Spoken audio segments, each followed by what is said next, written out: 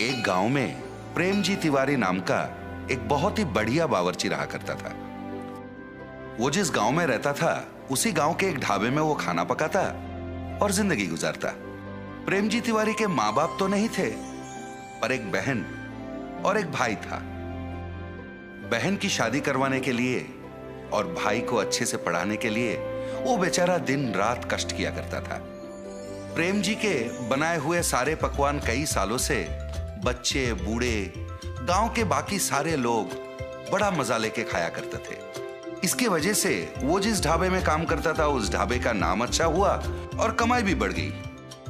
एक दिन प्रेम जी के एक दोस्त ने प्रेम जी की बहन की शादी के लिए एक अच्छे से लड़के के बारे में बताया। ये सुनकर प्रेम जी ने सोचा ये शादी तो किसी भी तरह करवानी पड़ेगी, चाहे उधार लेना पड़े, पर बहन की शादी होनी चाहिए। इसलिए वो गांव के जमींदार के पास गया और सूद पर रुपए लेके उसने शादी करवा दी।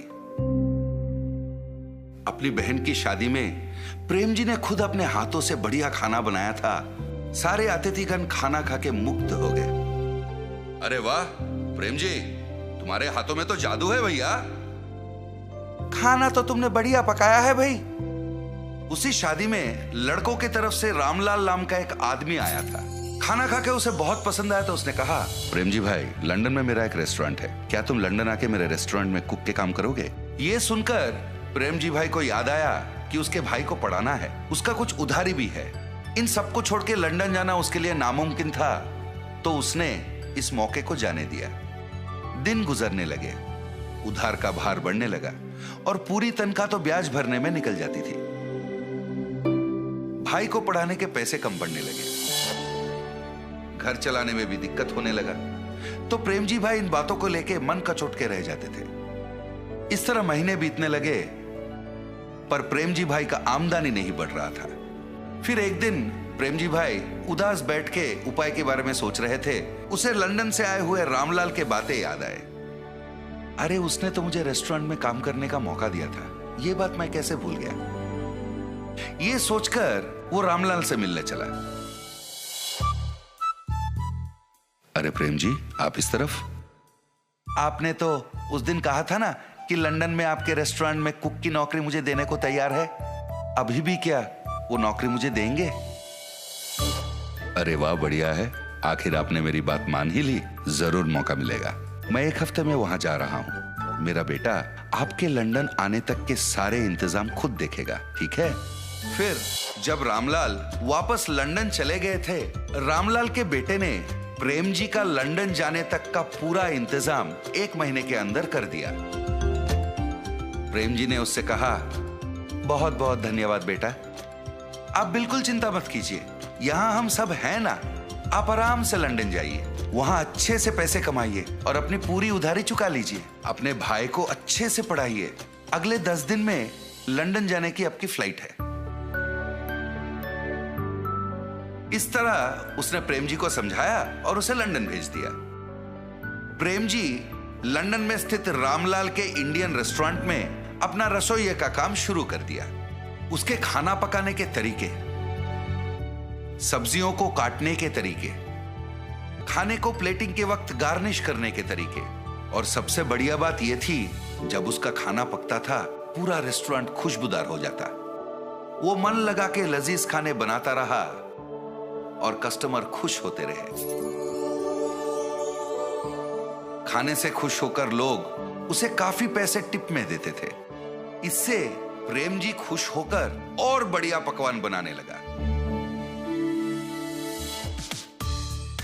इधर महीने का तनख्वाह मिलता था और टिप की ऊपरी पैसे होने के कारण उसका आमदनी बढ़ गया, और जितने भी पैसे वो कमाता था पूरे पैसे वो इंडिया भेज देता।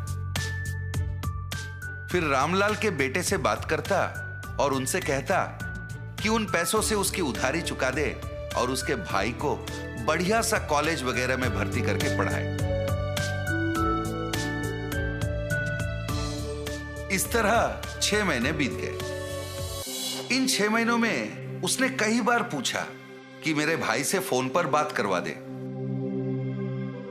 पर कोई ना कोई कारण बोलकर रामलाल के बेटे उसे टाल देता तो प्रेम जी को संदेह होने लगा। और फिर जब रामलाल अपने बेटे के साथ बात करते थे, वो चुपके से उनकी बातें सुनने लगा। एक दिन रामलाल से मिलने प्रेम जी जा ही रहे थे। उसने देखा रामलाल बहुत गुस्से में किसी से फोन पर बात कर रहा है, तो वो छिप के सुनने लगा। 6 लाख रुपए है भाई, ऐसे थोड़ी ना आ जाते हैं। प्रेम जी का हाथ का खाना बढ़िया है, इसलिए उसे मैं जो तनख्वाह देता हूं और उसके टिप के पैसे मिलाकर हर महीने उन पैसों को मैंने बचा के रखने को कहा था, ना कि इसके बारे में प्रेम जी के भाई को बताने के बारे में। कोई ना कोई उपाय निकाल और मुझे वापस फोन कर। उनकी इन बातों को सुनकर वो तुरंत अपने घर गया, अपना पूरा सामान उसने समेट लिया और उसी वक्त वहां से निकल पड़ा। मैंने इन पे अंधविश्वास किया था और काम करने विदेश तक आ पहुंचा। 1 रुपए मेरा पैसा मैंने नहीं बचा, पूरा पैसा इनको सौंप दिया। पता नहीं उधर मेरे भाई और बहन किस हालत में हैं।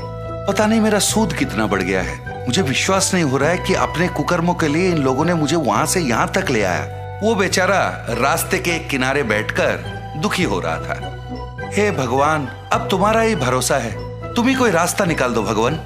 वो बेचारा कुछ देर वहीं पर भगवान का स्मरण करते बैठा। अचानक से नील रंग के धुआं के बीच में से श्री कृष्ण पधारे। उन्होंने एक बालक का रूप धारण किया। फिर वहीं पर उन्होंने एक फूड स्टॉल को अपने माया से बनवाया और आके प्रेम जी के पास बैठ गए। अंकल, क्या ये फूड स्टॉल आपका है? मुझे बहुत भूख लग रहा है, कुछ पका के खिलाओगे? मैं पैसे भी दूंगा। वो आके प्रेम जी से बातें करने लगे, पर प्रेम जी को तो पता था वो फूड स्टॉल प्रेम जी का तो था ही नहीं। पर कहीं उस बालक को देखकर प्रेम जी को बिछड़ा हुआ अपना भाई याद आया। पता नहीं उसके मन में क्या हुआ। वो उठा और उस फूड स्टॉल की तरफ बढ़ गया। फिर वहां रखे हुए सारे चीजों को देख के सोचने लगा, इसके खाने के लिए क्या पकाऊं? प्रेम जी ने फिर अपनी नजर इधर उधर दौड़ाई तो उसने देखा खाने के कई चीज रखे हुए थे। अरे पता नहीं ये फूड स्टॉल है किसका? इतने सारे खाने की चीजों को यहाँ छोड़ के कहाँ चले गए? वो सोच में पड़ गया। इस तरह अचंभित होकर वो सोच रहा था, वहां खाना खाने दूसरे कस्टमर भी आना शुरू हो गए। प्रेम जी ने उस बालक के लिए बड़े प्यार से खाना पकाया।